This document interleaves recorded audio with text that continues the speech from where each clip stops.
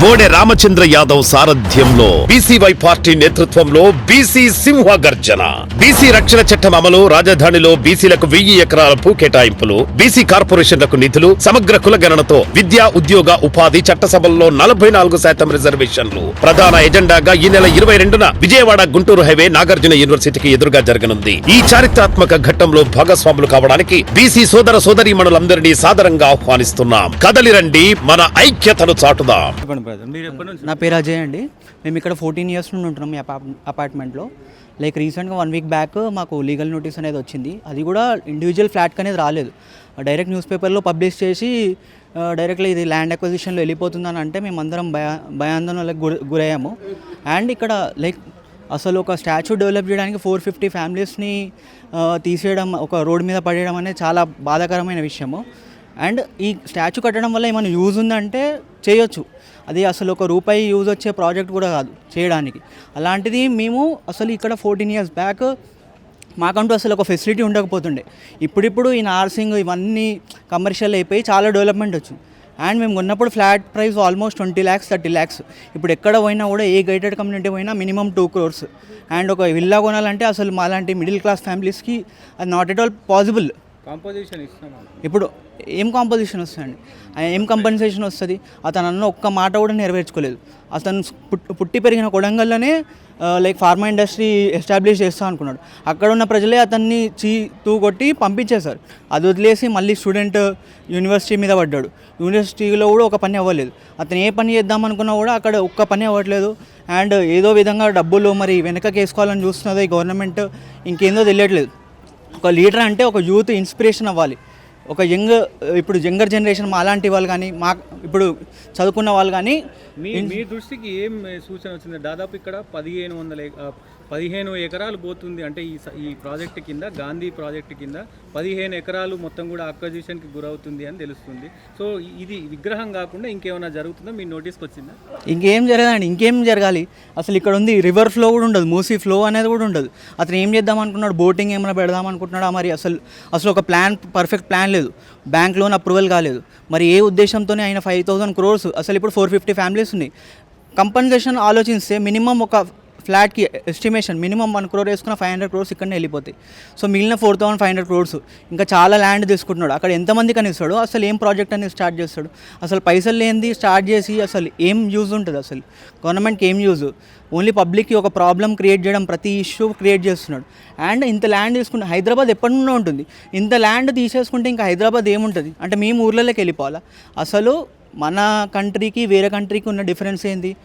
ఇప్పుడు అన్ని రిలీజియన్స్ ఇక్కడ ఉంటున్నారు, అన్ని రిలీజియన్స్ వాళ్ళు ఇక్కడ ఉంటున్నారు. వేరే కంట్రీస్ అనేవాళ్ళు లైక్ డెవలప్మెంట్ అనేది ఉంటుంది. మన వాళ్ళు ఇక్కడ ఉండి కొంచెం డిఫరెంట్గా క్రియేట్ చేయాలి.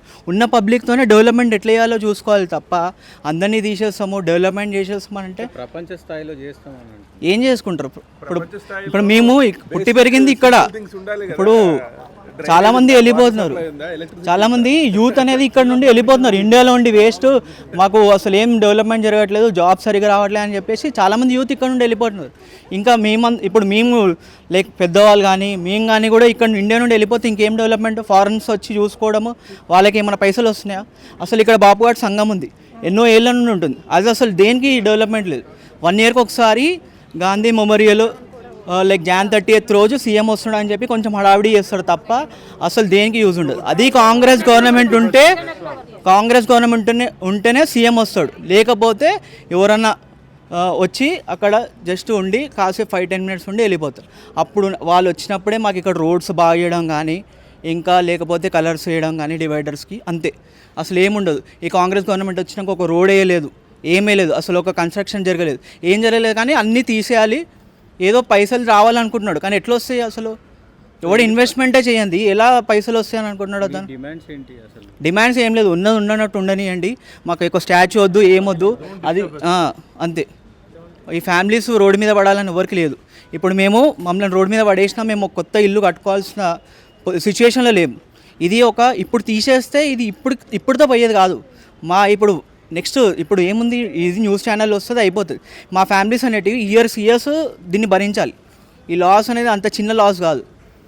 అండ్ మేమైనా ఇప్పుడు మా పేరెంట్స్కున్న ఒక కళ, ఒక సొంత ఇల్లు ఉండాలని, అసలు ఇండియాలోనే అందరికీ ఒక ఫ్యామిలీకి ఉండేది కళ, సొంత ఇల్లు ఉండాలని. ఈ సొంతిల్లే ఇట్లా పోతుందంటే అసలు ఎంత బాధాకరమైన విషయం. నుంచి ఉంటున్నారండి ఇక్కడ? 11 years నుంచి ఉంది. ఓనా లేకపోతే రెంట్? ఓన్. ఓనా? ఫస్ట్లో ఈఎంఐ లోన్ ఉంది. మరి ఏంటి ఒకవేళ ప్రభుత్వం కనుక తీసుకుంటే ఏంటి పరిస్థితి? మాకైతే అసలు 100% ఇష్టం లేదు. మేము 100% against this what ever notification. మేము ఎట్టి పరిస్థితుల్లో ఇవ్వడానికి మేము పేపర్లో వేసినప్పుడు ఆ పేపర్ కూడా మేము చూడం మామూలుగా, కానీ ఎవరో ఇక వాళ్ళు చూశారు కాబట్టి తెలిసింది అన్నట్టు, లేకపోతే అది కూడా మాకు తెలియకపోతున్నాం. సో మేము ఎట్టి పరిస్థితుల్లో ఇవ్వడానికి ఇష్టం లేదు. మేము ఒక్కరమనే కాదు, మొత్తం 450 ఫ్లాట్స్ ఎవరం కూడా అసలు 0% ఇంట్రెస్ట్.